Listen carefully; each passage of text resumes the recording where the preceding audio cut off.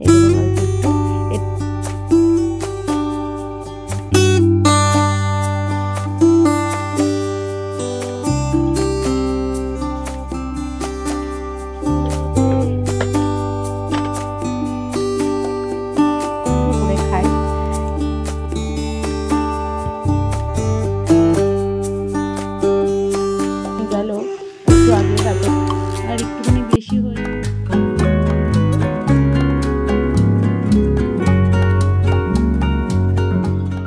Good morning, সুপ্রভাত। কেমন আছেন সবাই? মাম্পি ঘরকন্যা ব্লগে সবাইকে জানে আরও একবার অনেক অনেক স্বাগত।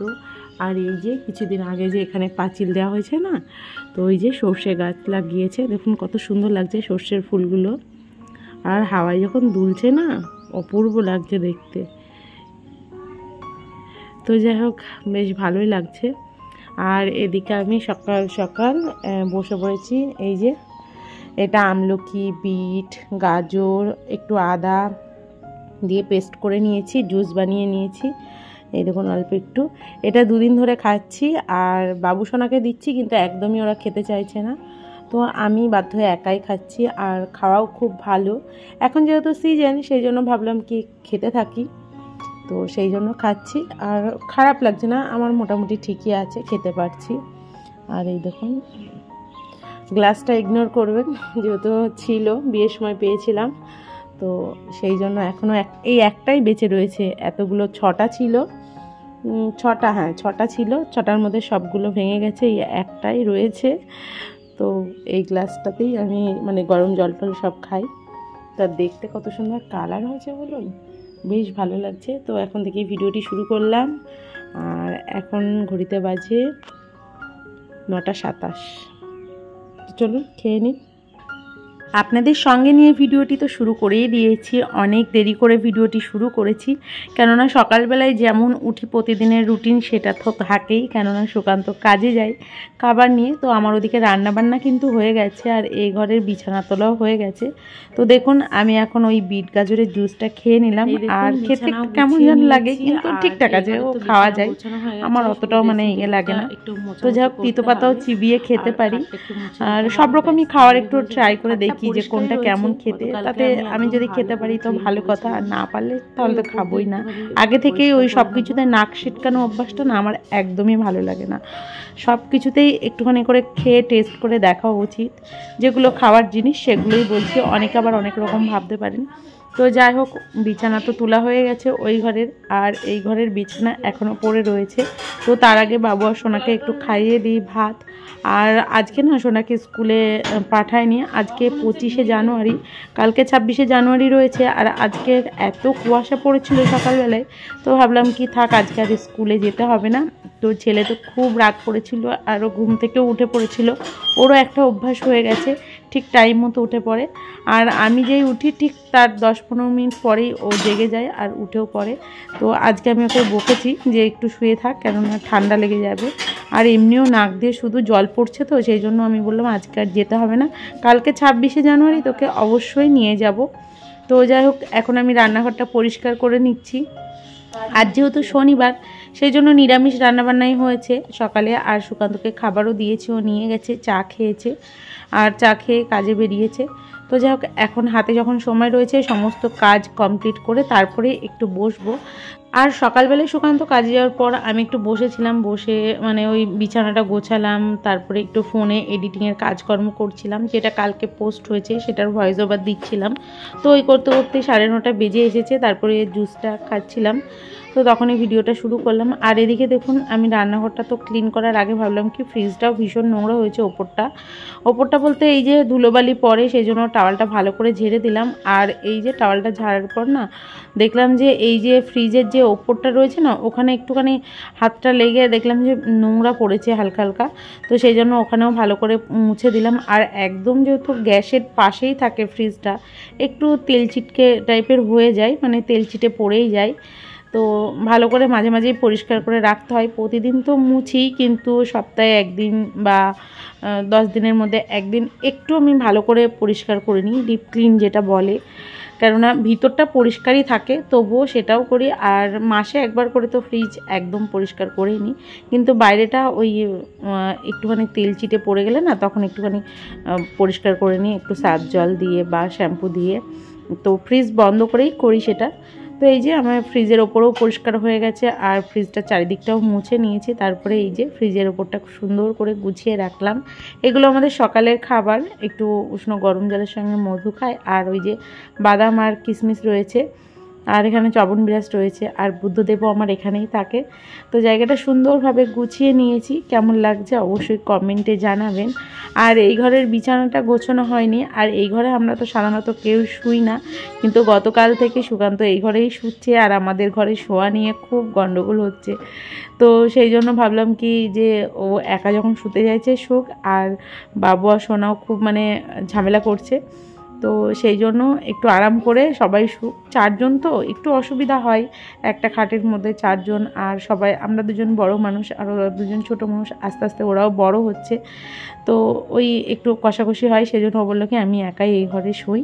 তো এই ঘরেই শুচ্ছে দুদিন ধরে।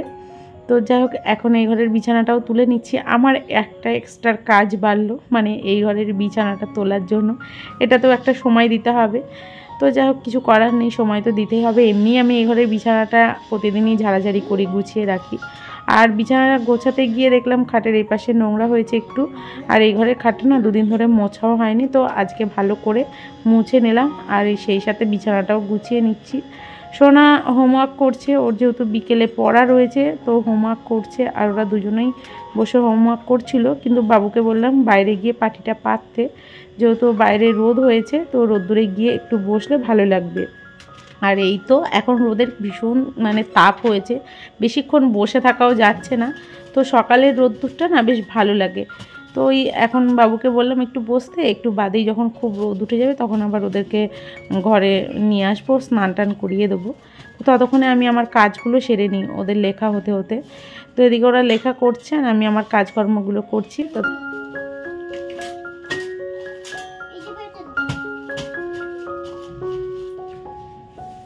আর এখন তো আমার খুব সুবিধাই হয়েছে, ভোর ভোর উঠে রান্নাবান্না তো সেরে নিচ্ছি, আর সেই সাথে সাথে সমস্ত কাজকর্ম সকাল সকাল হয়ে যাচ্ছে, আর ওদিকে ঠাকুর পুজোটাও হয়ে যাচ্ছে তাড়াতাড়ি। তো সেই জন্য আমার বেশ ভালো লাগছে। সকালবেলায় উঠতে আগে একদমই ইচ্ছা করছিল না, কিন্তু মানুষ অভ্যাসের দাস, যা অভ্যাস করাবে সেটাই অভ্যাসে দাঁড়াবে। তো যাই হোক আমিও অভ্যাস করে নিয়েছি ভোরবেলায় ওঠা, তো সেটাই আমার হয়ে এসেছে অভ্যাস। আর বেশ ভালো লাগছে জানেন তো, সকাল সকাল কাজকর্ম হয়ে গেলে নিজের মনটাও ভালো থাকছে, শরীরটাও ফিট থাকছে, আর নিজের জন্য একটু সময়ও বার করে নিতে পারছি। তো যাই হোক এদিকে আমার বাসনপত্র মাজা হয়ে গেল, আর কিছুদিন ধরে আমি বাইরেই বাসন মাজছি, আপনাদেরকে এর আগের ব্লগেও বলেছি। আর আজকে কিছু জামা কাপড় কাচবো, সেই জন্য একটু গরম জল করে নিয়েছি, গামছাগুলো দেব, মানে আমাদের যে গামছাটা রয়েছে সেটাই দেব, একটু নোংরা হয়েছে। আর তার সাথে সাথে বাবু সোনার প্যান্ট জামা এগুলো হালকা উষ্ণ গরম জলে দেবো। তো সুকান্তর এই হাফ প্যান্টটা ভীষণ মানে আয়রন হয়েছে, মানে আয়রন ধরেছে, আমাদের কলের জলে এত পরিমাণে আয়রন, তো সেই জন্য ভাবলাম কি একটু উষ্ণ গরম জলে দিলে পরিষ্কার ভালো করে হবে। তো একটু উষ্ণ গরম জল করে পরিষ্কার করে সমস্ত জামাকাপড় কেচে দিয়ে স্নান পুজো করে নিয়েছি। আর এদিকে দেখুন খিদে পেয়ে গেছে আমার এত কাছাকাছি করার পর। এখন একটুখানি ধনেপাতার পকোড়া করছি, এটা দিয়েই ভাত খাবো। আজকে নিরামিষ রান্নাবান্না, তো ভাবলাম কি একটুখানি পকোড়া বানাই। তো ধনেপাতা, একটু কাঁচা লঙ্কা, একটু বেসন, আর সঙ্গে দিয়েছি চালের গুঁড়ো। চালের গুঁড়ো দিলে না একদম মচমচে হয়, খেতেও খুব ভালো লাগে। তো সেই জন্য ভাবলাম কি পকোড়াটা বানিয়ে ফেলি, আর গরম গরম ভাতও খেয়ে নিই। এখন কিন্তু বেলা 1:10 মতো বাজে, আর আমরা আজকাল তাড়াতাড়ি খাবার খাচ্ছি, তো খেয়ে নেবো।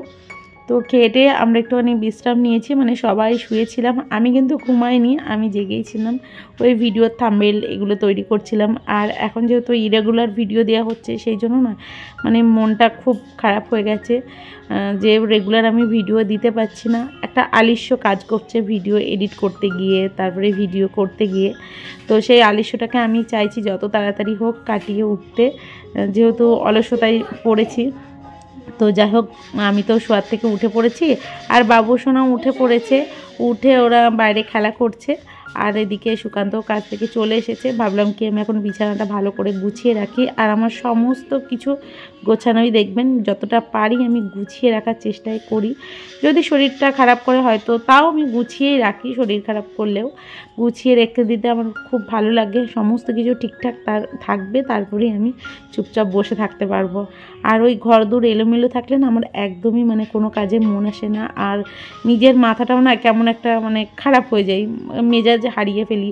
তখন মনে হয় যে একটা কেমন খিচখিচ বিজবিজ করে, মানে সব কিছুতেই একটা মনের ভিতরেও একটা খারাপ এফেক্ট পড়ে। সেই জন্য আমি সমস্তটা গুছিয়ে রাখার চেষ্টা করি আর গুছিয়েও রাখি। রেখে দিলে কি হয় বলুন তো, নিজের মনটাও ভালো থাকে। আর চারিপাশটার দিকে তাকালেও দেখবেন সমস্ত কিছু গোছানো রয়েছে, বেশ ভালো লাগে যে আমার কোনো কাজের পিছু নেই, নিজের মতো নিজের সময় কাটাই। তো এই যে কিছু জামা কাপড় কেচে দিয়েছিলাম, সেগুলোই এখন তুলে নিলাম। আর কিছুটা শুকিয়েছে আর কিছুটা শুকায়নি। দেখুন আজকে কতগুলো জুতো ধুয়ে দিয়েছি, একদম সবার একজোড়া করে, কিন্তু বাবুর ধুইনি। বাবুর যেহেতু বললো কি সরস্বতী পুজো, আমার জুতোটা বেশি নোংরা হয়নি, তো আমার জুতোটা ধুইও না। তো সুকান্তর এই সাদা বুটটা ধুয়েছি, আর এটা প্রতিদিন যেটা পরে সেটা ধুয়ে দিয়েছি। আর আমারটা না নোংরা হয়েছিল। আর সোনার স্কুলের জুতোটাও ধুয়ে দিয়েছি, কালকে 26শে জানুয়ারি স্কুলে যদি যায় পরে যাবে, সেই জন্য। বিকেলে সমস্ত কাজ সেরে নিজের জন্য নিজেকে একটুখানি রেডি করে নিলাম, যাতে নিজের মনটাও ভালো থাকে। এদিকে সন্ধ্যাবেলা টিফিন হচ্ছে বাবু আর সোনার জন্য। এখানে একটুখানি গাজর আর টমেটো রয়েছে, অল্প একটুখানি তেল দিয়েছি। আর এখানে ব্রোকলিটা একটু উষ্ণ গরম জলে না দিয়ে নিয়েছি, যদি কোনো পোকা টোকা থাকে সেই জন্য দিয়ে ভালো করে ধুয়ে নিয়েছি ব্রোকলিটা। আর এদিকে একটুখানি পাস্তা বয়েল করে রেখেছি, তো ওদেরকে পাস্তা বানিয়ে দেবো। আর কোনো ডিম বা পেঁয়াজ এগুলো দিচ্ছি না, একটু টমেটো আর এই যে ওরা যেহেতু বিট খাবে না, সেই জন্য শুধু গাজর আর টমেটো আর এই যে ব্রোকলিটা হালকা করে একটু ফ্রাই করে দিয়ে দেবো, দিয়ে দিচ্ছি। মানে একদম গরম নামিয়ে রেখেছি তো, সেই জন্য একদম ইয়ে হয়ে গেছিলো। তো ওদের প্রচণ্ড খিদে পেয়ে গেছে বাবু আর সোনা। আর যেহেতু দুপুরবেলায় খাওয়া হয়েছে 1টার সময়, সেই জন্য ভাবলাম একটু তাড়াতাড়ি ওদেরকে খাবার বানিয়ে দিই। পড়িয়ে দিদিমণি গেল একটু আগে, তারপরে আমি সন্ধে দিলাম, তো সেই জন্য একটু দেরি হয়ে গেল, নইলে আগেই দেওয়া হয়ে যেত। এই তো বাবু আর সোনার জন্য টিফিন তৈরি হয়ে এসেছে, ওদেরকে দিয়ে দেবো। আর আমরাও একটু একটু করে খাবো, অনেকটাই বানিয়েছি। আর জীবনে যদি অলসতা নেমে আসে, তাহলে আপনারা কখনোই সেটা সদ্ব্যবহার করবেন না, সেটা সবথেকে ভুল বা খারাপ হবে। কেননা জীবনে অলসতাটা সবথেকে বড় খারাপ সিদ্ধান্ত আমার মনে হয়। আর সেটাকে পার করে যদি তোমরা আবারও নতুন জীবনে যেতে চাও, তাহলে অবশ্যই অলসতাকে আগে কাটিয়ে ফেলবে। তো আমিও অলসতা কাটিয়ে আবারও রেগুলার ভিডিও দেওয়ার চেষ্টা করছি। আর এই তো এই পর্যন্তই থাকছে ভিডিওটা, দেখা হচ্ছে পরের ভিডিওয়। সবাই ভালো থাকবেন, সুস্থ থাকবেন। আজকের মতো আসি, আগামীকাল আবারও দেখা হবে।